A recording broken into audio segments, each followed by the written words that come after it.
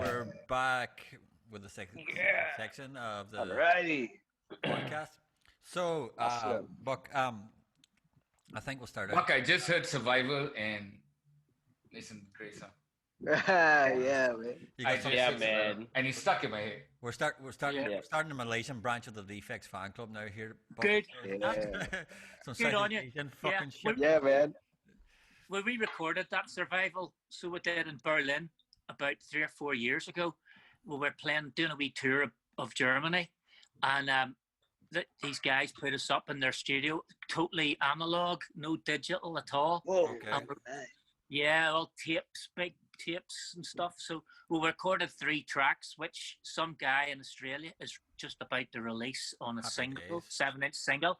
Yeah, so I'm looking forward to getting it and listening to it, so So you always good to listen to record. you only recorded Survival for the first time 4 years ago. No, we recorded Survival. Re-recorded. We re-recorded Survival. We've done it. Yeah, well, we're just in the studio with it. They wanted us to play a couple of old songs, so Okay, we've done Survival, Brutality, and In a Rut by the Ruts. Okay. And we never thought anything else of it. And then Glenn was mixing it and stuff, and this other guy sent it to him, and he wanted to release it on vinyl.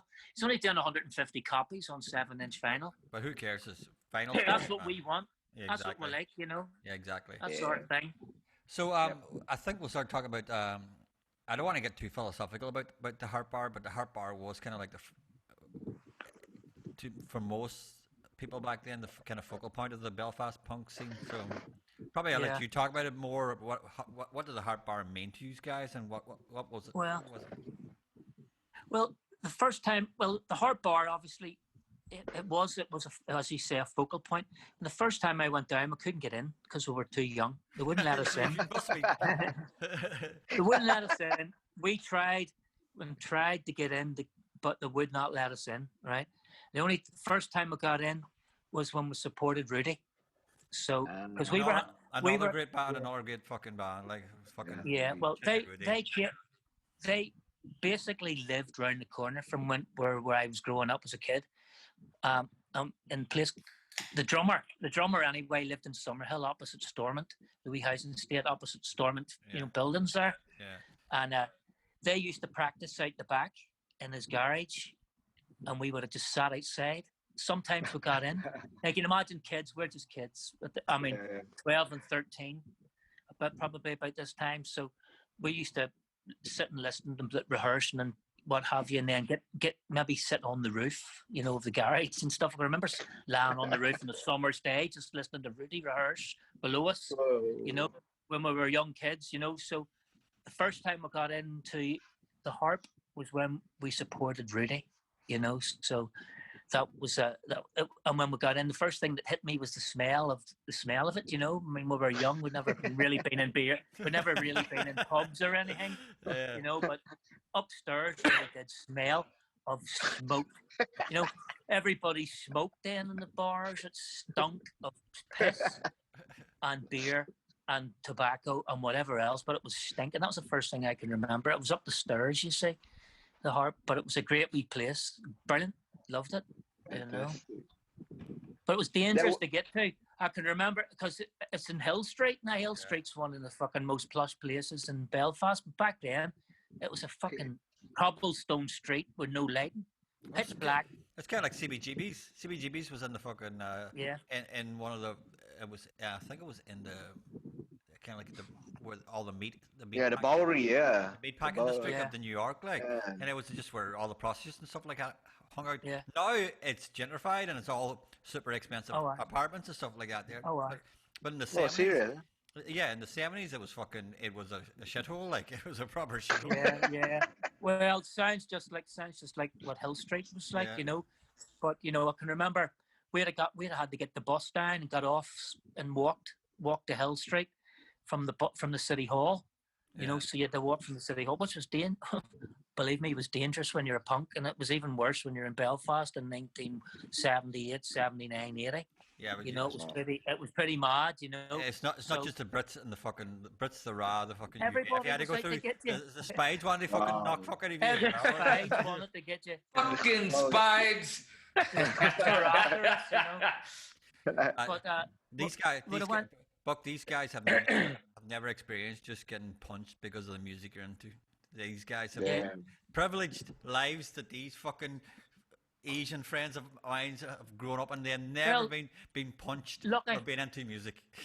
Oh man, Derek, see, now you're saying without knowing stuff, you know. Did you get punched? I got hit with a helmet in my head, man. I've been hit with a helmet in a mosh pit. Yeah, that would have hurt too. Did you get it because of the music you were into? Did you get it specifically because of the music you were into? Well, I got it because I was breakdancing at that point. Well, there you go. There. What? Fabian, you were breakdancing? You probably deserved it. Oh, fuck, Fabian. Why are you doing breakdance? As we say back home, you didn't get it for nothing then. If I hold it that way, it's better. Yeah, it's fine. Find the way you've got it, man. You're grand the way you got it. Relax, man. Yeah. So it looks better like that. I can see you better. So which bands all came out of that? The Harp. Let's loosely call it the Harp Bar scene. The Harp Bar. Which bands came out? Well, I suppose. So the only bands I can really remember was like the Outcasts and Rudy playing in it. You know, I can't really remember, and Roof Rex maybe. I can't really remember too. SLF never played at the Harp Bar, no. I'm not sure. It says they did, but I can't remember them playing it. To be honest, mind you, I wasn't there from the beginning. Because I was younger. Yeah. We were, maybe a year younger than the other ones that were going. The Outcasts would have been there maybe a year, playing and stuff before we even, we're even gigging, So, they would have been there before us, And So Rudy. And from a sound engineer's point of view, what was it like back then to set up? Was it just a couple of any monitors, just a couple of speakers, anything? No monitors. There was never a monitor, and you never mic'd up drums or anything. Never really. I had like a wee PA a 100-watt PA. Yes. And I bought another 100-watt PA and put it on top of them. You know what I mean? And joined the two of them together. So we had a 200-watt PA. And we would have played with my vocals and maybe stuck a mic on the drum, the bass drum or something. That was it. There was no PA in the Harp Bar. You had to bring your own PA. You had to bring your own PA, all right. Fucking hell. So the owner just opened up the place for you guys to do anything. What's that? Sorry. The owner of the bar, he just he just let us work away basically. Big Tony, I think Tony, his name was, right? He just let us work away. But you see, when if there wasn't bands on, even legend. Big Tony is a legend. And John Lennon, the other guy, John Lennon. Now he was not the John Lennon, by the way. Not the John Lennon, but not the John Lennon. Just making sure that it's not the John Lennon. I've lost you here. What's happened? No, you're fine. Oh, we can hear you. Are you okay? We can hear.